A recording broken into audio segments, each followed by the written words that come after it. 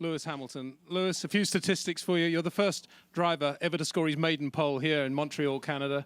And equally, McLaren's first pole came in the Canadian Grand Prix back in 1972. What a day.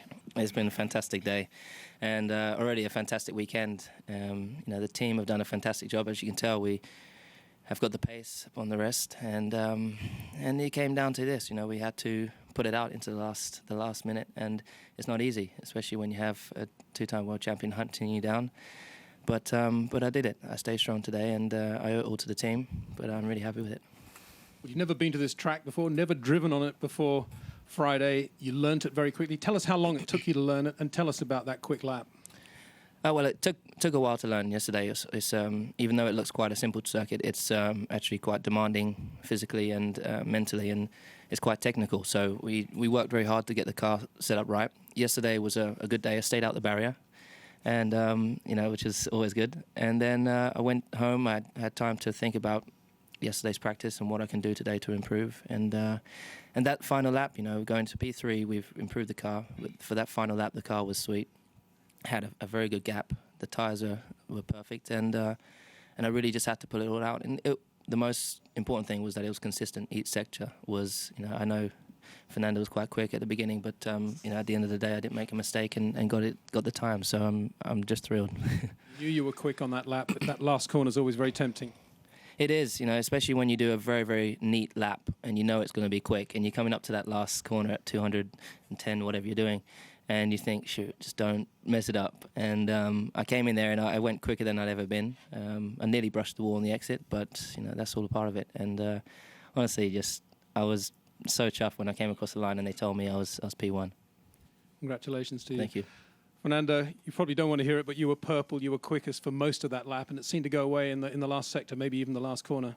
Yeah, well, it was in the hairpin in turn 10. I was running a little bit offline and put some marbles in the tire, and I lost the grip there, and I lost 3/10 in that corner. So the last chicane was not point anymore to risk, and I complete the lap safe enough to bring the car home, and the first row will be enough, I think, for today, and tomorrow we have another chance to try to win the race.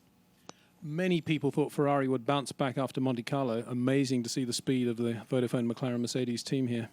Yeah, I think we have been developing the car, and was not only Monte Carlo that we know that is a special race. Seems that we can keep this momentum here as well in Canada. Why not in Indy? So yeah, definitely the car has improved from the first 2 or 3 races. So now we are a much stronger team, and we can fight in any circuit now. Congratulations to you too. And Nick, for BMW Sauber, another great performance. 3rd in Australia and 3rd again now in Canadian Grand Prix. Yeah, I'm very satisfied with that, especially as I lost a lot of time this morning in P3. Actually, I only did one timed lap. We wanted to save some mileage, and then in the end I had a hydraulic problem. So it was very difficult to get used to the track conditions as the wind has changed a lot for today.